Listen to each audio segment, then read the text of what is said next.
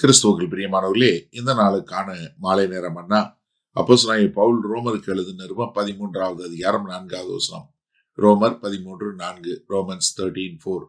உனக்கு நன்மை உண்டாகும் பொருட்டு அவன் தேவ ஊழியக்காரனாய் இருக்கிறான். நீ தீமை செய்தால் பயந்திரு. பட்டயத்தை அவன் விருதாவாய் பிடித்திருக்கவில்லை. தீமை செய்கிறவன் மேல் கோபாக்கினை வர பண்ணும்படி அவன் நீதியை செலுத்துகிற தேவ ஊழியக்காரனாய் இருக்கிறானே. இப்போ அதாவது ஒரு அரசாங்கத்துல உள்ள எல்லாருமே கர்த்தருடைய கரத்துல உள்ள ஒரு ஆள் என்பதை காட்டுவதற்கு மிக தெளிவாக சொல்றாரு. அதாவது ரோம ராஜ்யத்துல கீழே இருக்கிற மக்களுக்கே அவர் என்ன சொல்றாரு? அவன் யாரு? தேவனுடைய ஊழியக்காரன். நம்ம இந்த வார்த்தை தான் டீக்கன் அப்படின்னு சொல்லக்கூடிய ஒரு காரியத்தை எடுக்கிறோம். அப்ப இங்க ரோமாபுரி பேரரசு கீழே இருக்கிற மக்களே அவர் என்ன சொல்றாரு? அவங்க எல்லாம் கர்த்தருடைய நோக்கத்தை நிறைவேற்றுறாங்க. அவங்களுக்கு கொடுக்கப்பட்ட அதிகாரம் கர்த்தர்கிட்ட இருந்து பொதுவான கிருபையின் மூலம் வந்திருக்கு.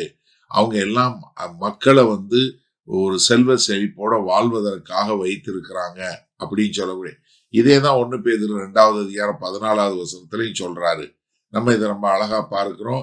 அதனாலதான் எரேமியா 29:7 சொல்லும்போது, நான் உன்னை சிறைப்பட்டு பிடிக்க போயிருக்கிற இந்த பட்டணத்தினுடைய சமாதானத்துக்காக நீ ஜெபம் பண்ணு, அப்போது அந்த பட்டணத்துக்கு சமாதானம் உண்டானா உனக்கு சமாதானம் உண்டாயிருக்கும். அடுத்து என்ன சொல்றாரு? நீ தீமை செய்தால் பயந்திரு. எப்படி? நீ தீமை செய்தால் பயந்திரு. ஏன்னா அங்க சொல்லும்போது இந்த இந்த அதிகாரம் செலுத்தக்கூடியவங்க எதை இது பண்ணுவாங்க? பொல்லாததை தண்டனை கொடுப்பாங்க. அப்ப ஒரு நீதியான வாழ்க்கை வாழ்றவன் பயப்படவே தேவையில்லை. அப்ப என்னன்னா, இது கர்த்தர் எப்படி இது அமைப்பை உண்டாக்கி இருக்கிறாரு? பாவத்தை வெறுத்து ஒதுக்கக்கூடிய ஒரு காரியம். எனக்கு சொல்லும்போது நமக்கு மிக தெளிவாக சொல்லுகிறார். என்ன? அவன் பட்டயத்தை விருதாவாய் பிடித்திருக்கவில்லை. அப்ப எதுக்காக ஒரு அரசாங்கம் நீதியை நடத்துவதற்கு ஒரு அதிகாரத்தின் மூலமாய் ஒரு ஒரு ரூல் போட்டு இல்ல ஒரு லா கொடுத்து ஏன் இது பண்றாங்கன்னா, அவங்களுக்கு என்ன பண்ணுது? அதை தண்டிப்பதற்கு, அப்படிப்பட்ட காரியம் வராம இருப்பதற்கு, இல்ல அதை குற்றம் வராம கண்டுபிடிக்கக்கூடிய ஒரு காரியம். அப்போ ஒரு பொதுவான நீதி வருவதற்காக. அப்ப என்ன? இந்த காரியம் எல்லாம் எதற்காக கொடுக்கப்பட்டிருக்கு? அவர்கள் தேவனுக்கென்று வாழ்வதற்காக, தேவனுடைய காரியத்தை செய்வதற்காக. தீமை செய்கிறவன் மேல் கோபாக்கினை வர பண்ணும்படி அவன் நீதியை செலுத்துகிற தேவ ஊழியக்காரனாய் இருக்கிறானே. அவன் மறுபடியும் தேவனுடைய ஊழியக்காரன். அவன் தேவனுடைய காரியங்களை செய்யறான்.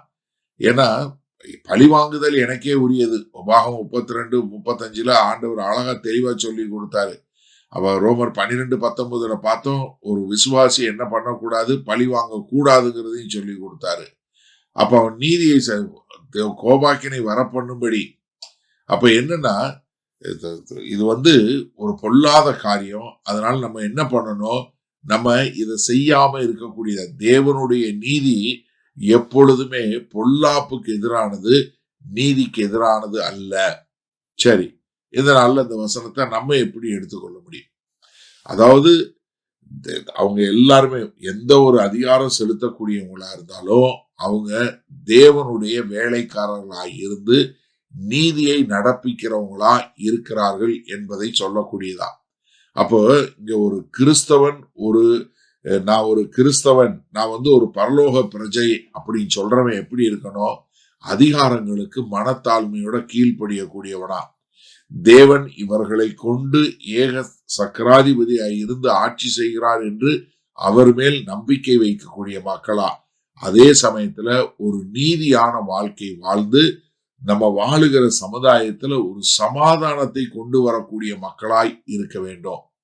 அப்போ கர்த்தர், இந்த அதிகாரிகள் எல்லாமே தேவனுடைய வேலைக்காரங்களாய் இருக்கிறாங்கன்னா நம்ம என்ன தெரிஞ்சுக்கணும்? அவங்களுக்கு கர்த்தரை தெரியுதோ இல்லையோ, கர்த்தர் அவர்களையும் உபயோகப்படுத்துறாரு.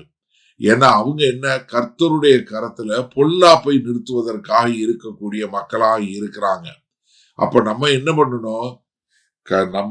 நம்ம சமுதாயத்துல இருக்கிற சிவில் அத்தாரிட்டிஸ் சொல்றோம் இல்லையா, அவங்க இங்க இந்த வீழ்ந்து போன உலகத்துல ஒரு சரியான ஒழுங்கை கொண்டு வரணும்னு சொல்லுவதற்கு கர்த்தர் அவர்களையும் உபயோகப்படுத்துகிறார்.